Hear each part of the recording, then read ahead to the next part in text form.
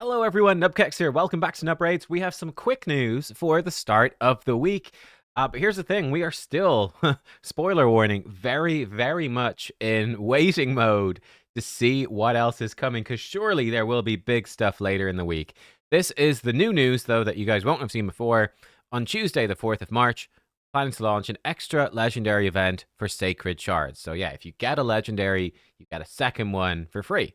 Only can happen one time in the course of the event. Doesn't look like there's going to be any boosted rates overlapping it. There is no CVC this week either. There is not going to be any sort of summoning event overlapping this. It is just in the middle of nowhere. In my opinion, it's a relatively poor event. I think if you have pulled many shards without hitting Mercy, maybe. That being said, like, to be completely honest, Volcanos is in there today.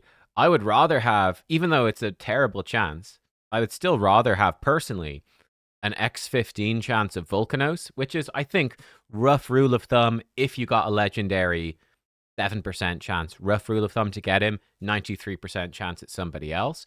I would still take that tiny gamble over getting two completely random legendaries. Yeah, personally, I probably would, because I think that the more limited faction unity champions are a lot more valuable. So yeah, if I was close to Mercy, I'd probably be going for it today. I mean, let me know what you think. If you are, and when I say close to Mercy, I should actually say for Sacreds in particular, it means a good bit into your Mercy. Like you've pulled, 16 plus with no legendary. You're starting to build up a good chance.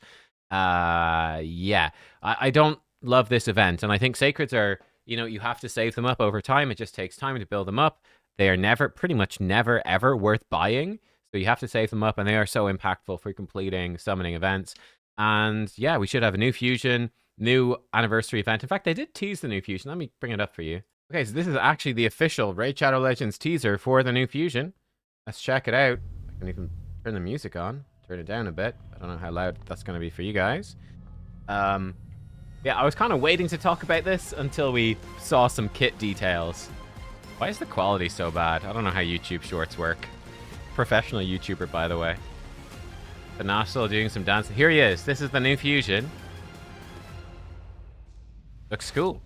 I believe they have teased it in the lore as being sort of the high elf master of ceremonies, like master of dance or something like that. So I think he's going to be a high elf. He obviously looks quite reminiscent of, and it's for the 6th anniversary, he looks quite reminiscent of Sifi or Rotus.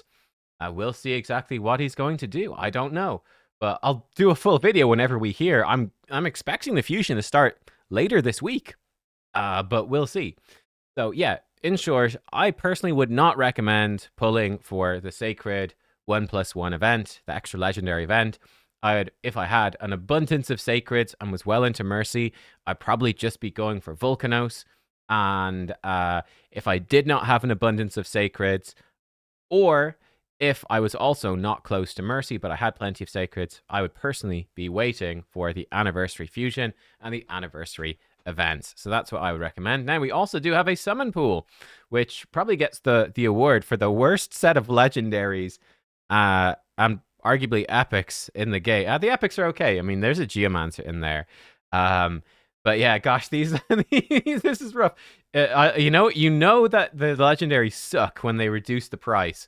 So instead of the typical 35 fragments for a summon, typical 40 fragments for a summon or Prism, whatever majiggies, they are down to 35. It's a cheaper event than the others. I know for a fact that there's one of the dudes in my clan who is sitting at 35 and was like, cool, I'm saving up for, that he's going to be forced to pull one here anyway. Look, the headline champion's really good. It's the Dwarf Faction Unity, Admiral Black Tusk. I think he's very solid. He has a 3-turn cooldown, full team ally attack with a full team cleanse. That's just a great move. His faction unity stuff is also decent, but not quite as crazy. But he does have a cool passive. Again, it's not faction unity, the first part. But allies counterattack when they lose 10% more or more if they're max HP from a single hit. Like, that's sick. That's super good. His faction unity stuff is kind of cool, especially the 3-faction ally one down here. At the start of the round, put Stone Skin on all allies. That's nuts for Arena. And Yeah, he can do like a single target buff strip and 2 turn stun. That gives him a bunch of turn meter. And yeah, resets the skill if he kills someone with the stun. Allies do double damage to targets under the stun.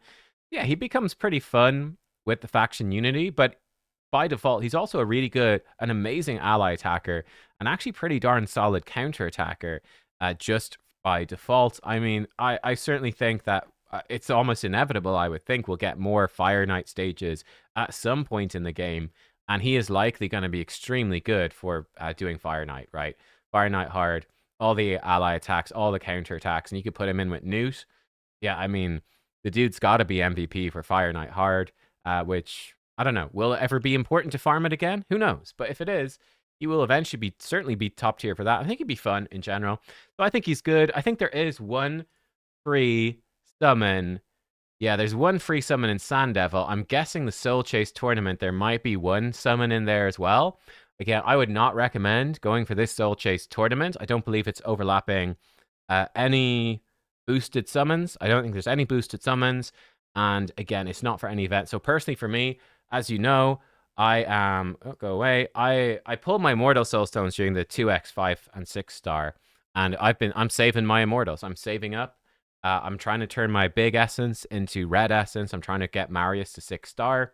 Marius is currently at 3 star and has been for weeks now because he just doesn't show up in the shop. Feels bad, man. But yeah, we're saving up. I've got enough for 4 star, and I do have enough, I think, for 5 star Marius. Yeah, just about 4 and 5 star Marius. 6 star is still a long way. Months off. Months. But we're saving. Yeah, I'm saving my soul stones for, again, potentially a path event or a deck of fate event as part of the anniversary that I will want to complete. That might soul stones might make it easier. I think the Freya deck of fate is a perfect example. I was able to complete it super easily because I'd saved up lots of soul stones. So yeah, I like to say for that. So yeah, we do have this summon pool though. Yeah, I feel like it's weak. Mountain King, he's mediocre. Beauregard is probably just bad. Brogni is, I think he's good, but not the S tier OP champion that he was when he first came out. He's still good, but he's not as relevant. Herndig is, again, a bit above average, but nothing too crazy anymore. Goffred Brassclad is a bit above average as well. He's got a really nice passive, a good counter Georgid, for example. It's all right against Rotus as well. It stops Rotus getting a kill. AoE stun.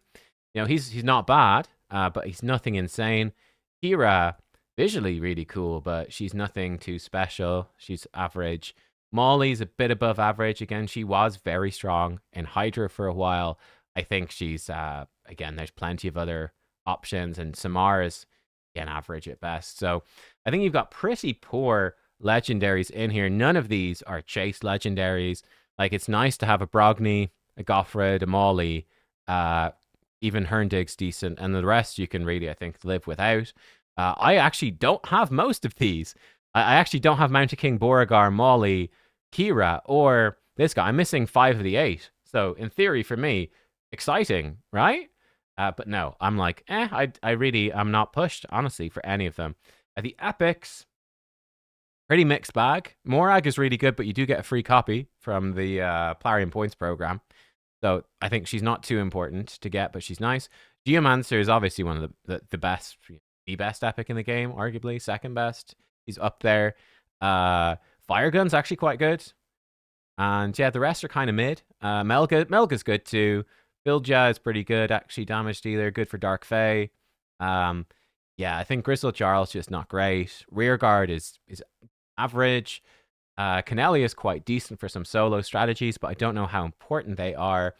And then these two, Rockbreaker and what's his name? Fodbar, are actually very good for Curse City, but that's about it. They're not really good for much else. And I feel like by the time you've got there in Curse, like, you're probably just going to have them anyway. But yeah, I mean, for a progression player, hey, you know what? Going and grabbing the free pull of the Prism Shard from the Sand Devil tournament, if that's something you can do for a Geomancer, potentially could actually improve your account a lot. That might be worth it. And the legendary, why not? Again, 2%. Yeah, 2% chance overall, 1 in 50 people would get the headline guy, who's actually, I think, pretty darn nice. So yeah, I think it's worth getting the free one for a tiny chance at Admirable Blackta. I can't help but say Admirable, but you have to understand it is only the 1 in 50 shot to actually get him, of course. So yeah, I will go for it, but I'm not, expecting. 49 out of 50 times I'm going to be disappointed, and that's my expectation, really. But yeah, there we go. I think that's it. Honestly, again, we can see the event tab. Like, there's not much happening. There's the Dwarf Summon thing. We've got some stuff ending. Ice Golem, Dungeon Divers, the Hero's Path, all ending. There's a filler gear enhancement. I think it's a filler Soul Chase. There is the Sand Devil tying in with this, and that's it. It should be the new Fusion starts on Thursday or Friday, I assume. We don't even have the Fusion warm-up event showing up yet, though. No real info on the Fusion, so it's very much waiting. I'll let you guys know when I know. They better not, share it in the middle of the day tomorrow, because I'm going to be flying over to the Canaries for a nice holiday. We're doing an early holiday this year. Yeah, we're doing our holiday early, and we're getting a puppy then after we're back. Very much looking forward to. But yeah, I was hoping that, we'd actually have the news stuff covered before I left, but it's now starting to worry me that they're going to start dropping news when I am, in an airplane with no internet connection. We'll see. Guys, thanks for watching. I'll catch you all perhaps later for news.